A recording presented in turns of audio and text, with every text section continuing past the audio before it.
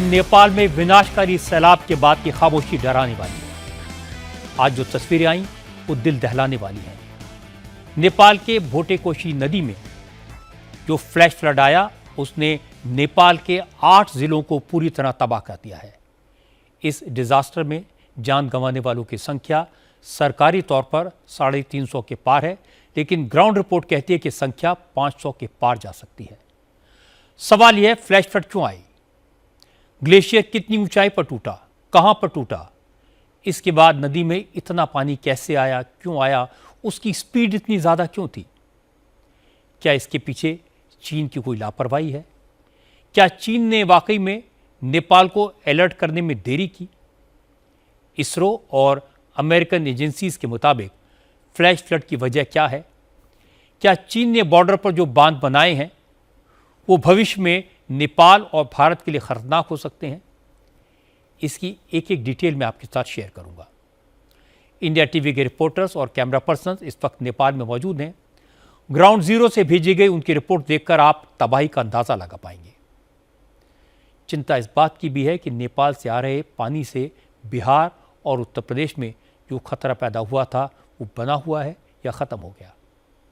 ये भी पता चला कि ईशा फाउंडेशन के सदगुरु जग्गी वासुदेव भी कैलाश मानसरोवर जा रहे थे। अपने ग्रुप के लोगों के मिसिंग होने की बातें सुनकर जग्गी वासुदेव कैसे रो पड़े। बाबा बागेश्वर ने बाढ़ से प्रभावित लोगों की मदद के लिए क्या कहा? भारत सरकार, इंडियन एयरफोर्स और दूसरी एजेंसीज लोगों को राहत पहुंचाने के लिए किस लेवल पर काम कर रही हैं, ये सब मैं आपको दिखाऊंगा। लेकिन सबसे पहले इस फ्लैश फ्लड से हुई कैजुअल्टी और लापता लोगों की लेटेस्ट डिटेल्स आपको बताता हूं। नेपाल सरकार ने अब तक 359 लोगों की मौत कंफर्म कर दी है। नेपाल की national disaster and management authority ने कहा कि करीब 1,500 लोग अभी भी लापता हैं। इन मिसिंग पर्सन्स में 517 विदेशी नागरिक, 44 नेपाली सेना के सदस्य और 28 नेपाली पुलिस के जवान हैं। चीन की साइट से भी 100 से ज्यादा लोगों के बारे में कोई जानकारी नहीं मिल पाई है। नेपाली आर्मी ने अब तक 350 लोगों को रेस्क्यू किया है। इनमें से 50 विदेशी नागरिक हैं। सबसे ज्यादा 30 लोग भारत से हैं। इसके अलावा चीन, अमेरिका, कोरिया और इटली के लोगों को भी रेस्क्यू किया गया है। अगर सिर्फ भारत की बात करें तो विदेश मंत्रालय ने 290 भारतीयों के लापता होने की पुष्टि की है, जबकि 200 इंडियन फ्लैश फ्लड के बाद से चाइनीज साइड में फंसे हुए हैं। ये लोग सुरक्षित तो हैं, लेकिन रोड बंद है और पुल टूट गए हैं। इसकी वजह से चीन के बाढ़ प्रभावित इलाके में फंसे हुए हैं। आज नेपाल में हुई तबाही के नए और डरावने वीडियो सामने आए। ये जो वीडियो आप देख रहे हैं ये नेपाल के रसुआ जिले का है। रसुआ पहाड़ी इलाका है, इसलिए यहां नदियों में कई हाइड्रो पावर प्रोजेक्ट चलते हैं। ये तस्वीर भी एक हाइड्रो पावर प्रोजेक्ट के पास की है। मजदूर पुल के रास्ते वहां से जा रहे थे, लेकिन तभी 25 से 30 फीट ऊंची लहरों के साथ बाढ़ का पानी भयंकर रफ्तार से उनकी तरफ बढ़ा। ये मजदूर किसी तरह भी जाम बचाकर भागे। पानी की रफ्तार इतनी ज्यादा थी कि पल भर में पुल टूट गया। सैलाब कितना बड़ा था और इसकी स्पीड कितनी ज्यादा रही, इसका अंदाजा आपको इस तस्वीर को देखकर लग जाएगा। पानी अपने साथ हजारों किलो की इस चट्टान को भी बहाकर ले आया। जिस जगह ये चट्टान बह रही है वो थोड़ा सा चौड़ा इलाका है। नदी का कैचमेंट एरिया ज्यादा है। संकरी जगह पर तो पानी की रफ्तार ज्यादा होती है, लेकिन यहां इस चौड़े एरिया में भी बाढ़ के पानी की स्पीड इतनी ज्यादा है, ये हजारों किलो की चट्टान किसी कागज की नाव की तरह बहने लगी। तिब्बत में ग्लेशियर फटने से जो बाढ़ आई उससे सबसे ज्यादा तबाही नेपाल के रसुआ और नोवाकोट जिलों में हुई। नोवाकोट का त्रिशूली और देवीघाट बाजार काफी हद तक तबाह हो चुका है। पानी के साथ आए हजारों टन मलबे ने त्रिशूली बाजार में बने घर और दुकानों को दफन कर दिया। सरकारी ऑफिस, बैंक, एटीएम, घर, दुकानें, कुछ भी नहीं बचा। मलबा इतना ज्यादा था कि घर और ऑफिसेज की 2-3 मंजिलें उसके नीचे दब गई। ट्रक, कार और 2 व्हीलर्स का तो कुछ पता ही नहीं चला।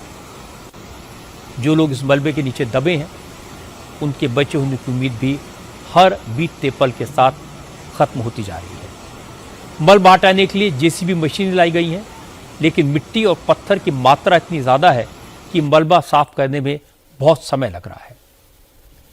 इंडिया टीवी के संवाददाता मनीष प्रसाद आज त्रिशूली बाजार गए।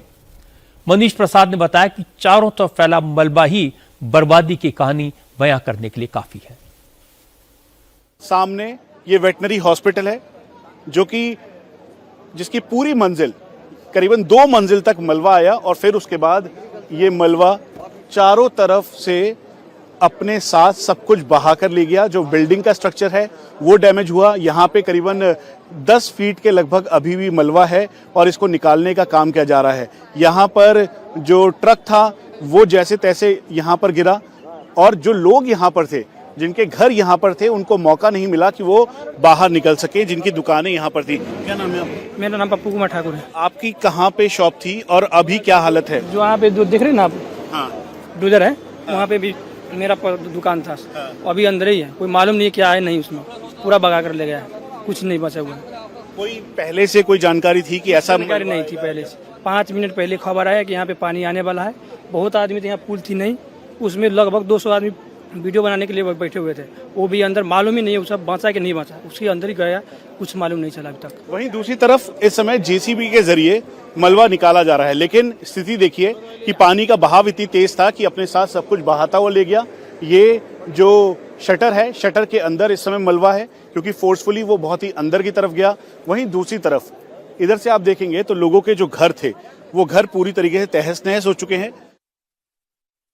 पानी का बहाव बहुत ज्यादा था, सामान बहुत बगा के आ रहा था, लेकिन व्यक्तिगत हमारा गांव को तो कुछ नुकसान नहीं हुआ, लेकिन ऊपर ऊपर तो बहुत नुकसान हुआ है। ऊपर तो बहुत दर्दनाक हिस्सा हुआ है, मंजर हुआ है। इधर से बहुत ज्यादा पानी जा रहा है, आप लोग दुकान छोड़कर भाग जाइए, दुकान नहीं पहुँचेगा। 15 मिनट में तहस नहस करके चला गया सब कुछ भी हम लोग के पास नहीं बचा। ये घटना बहुत विकराल है और सभी विश्व भर के मानव जाति एक हुआ है, इसका समाधान करना चाहिए। बाढ़ से तबाही की इतनी तस्वीरें हैं कि मैं आपको कितनी दिखाऊं। नेपाल से कई ऐसे वीडियो सामने आए हैं जो रोंगटे खड़े कर देते हैं। ये मैं आपको दिखाऊंगा, लेकिन इससे पहले ये समझना ज़रूरी है कि आखिर इस तबाही की नौबत आई क्यों। तिब्बत में ऐसा क्या हुआ कि फ्लैश फ्लड ने पल भर में तिब्बत और नेपाल के कई शहरों को तबाह कर दिया। दरअसल नेपाल और तिब्बत में स्थित लैंगटांग लेरुंग माउंटेन रेंज में तिब्बत की तरफ करीब 5200 मीटर ऊंचाई पर ग्लेशियर का एक हिस्सा टूट गया।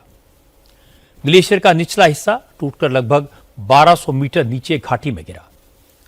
ग्लेशियर के मलबे ने लैंडे रिवर का रास्ता ब्लॉक कर दिया।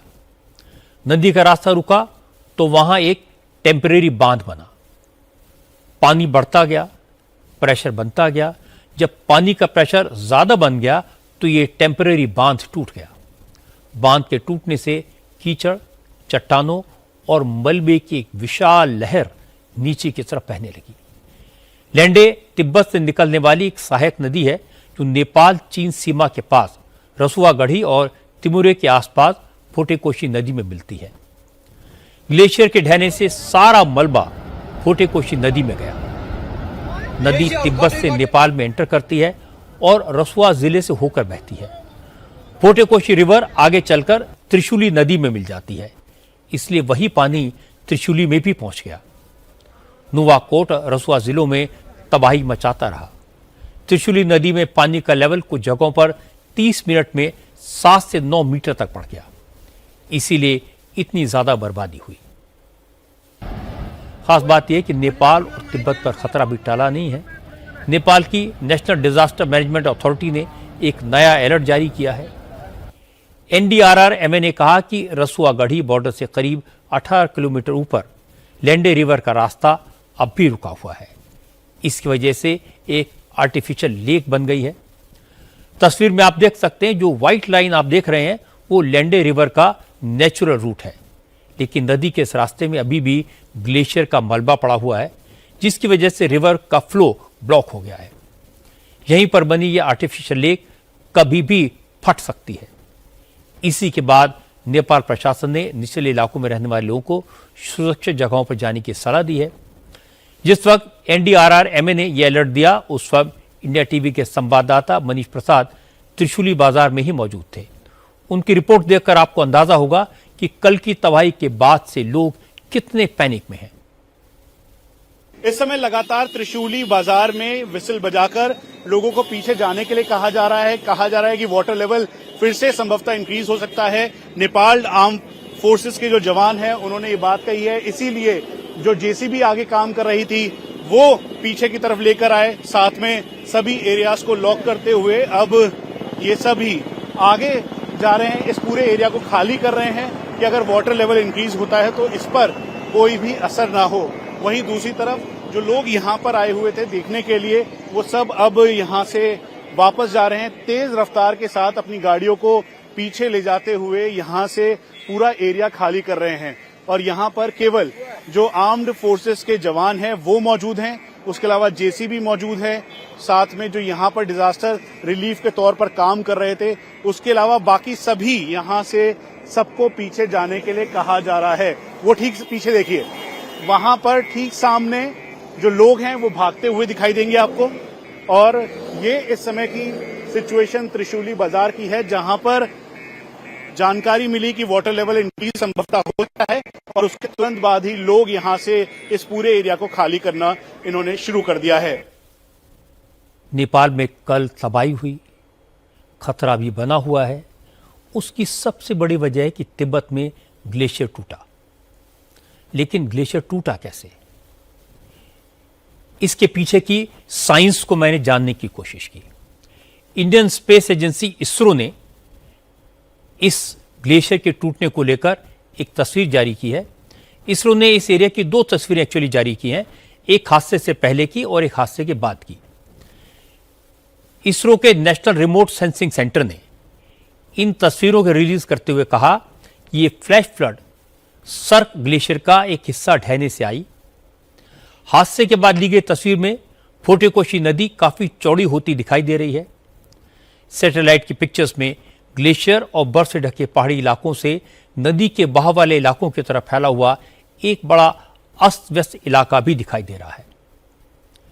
चाइना का कहना है कि ग्लेशियर भूकंप की वजह से टूटा, लेकिन अमेरिकन जियोलॉजिकल सर्वे ने कहा कि नेपाल में अचानक आई बाढ़ का कारण 4.4 तीव्रता वाला भूकंप नहीं बल्कि ग्लेशियर का ढहना था।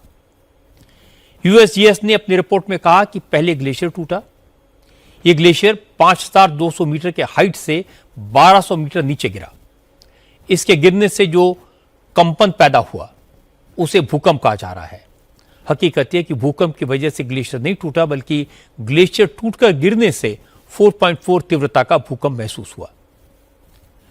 कनाडा की यूनिवर्सिटी ऑफ कैलगरी में जियोलॉजी के एसोसिएट प्रोफेसर डैनियल शुगर ने भी ग्लेशियर टूटने को ही भूकंप की वजह बताया। साफ है, चीन ने न सिर्फ ग्लेशियर टूटने की वजह को लेकर दुनिया को मिसलीड करने की कोशिश की बल्कि नेपाल की इस खतरे की जानकारी देने में भी देर की। कहा जा रहा है कि चीन ने रियल टाइम इंफॉर्मेशन शेयर नहीं की बल्कि नेपाल को इसकी जानकारी 45 मिनट बाद दी। इसकी वजह से नेपाल अपने नागरिकों को अलर्ट नहीं कर पाया, सुरक्षित जगहों पर नहीं भेज पाया। चीन की दूसरी बड़ी गलती यह बताई गई है कि उसने तिब्बत की इको सेंसिटिव जोन में इलीगल कंस्ट्रक्शन किया हुआ है। ग्लेशियर वाले इलाकों में चाइना ने अवैध निर्माण करके बड़े पैमाने पर कंस्ट्रक्शन किया। चीन ने ऊंचाई वाले ग्लेशियर के इलाकों में श्याओकांग मॉडल पर गांव और बस्तियां बसा दी हैं।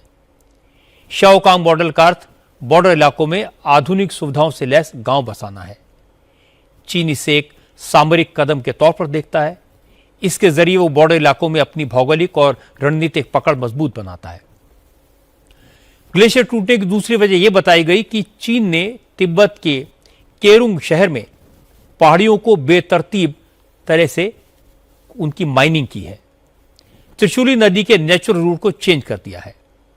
इसके अलावा चीन ने केरुंग में पोर्ट भी बनाया है और रुपए की इसकी बनावट के कारण चीन की तरफ से नेपाल जाने वाले पानी की स्पीड बहुत तेज हो जाती है।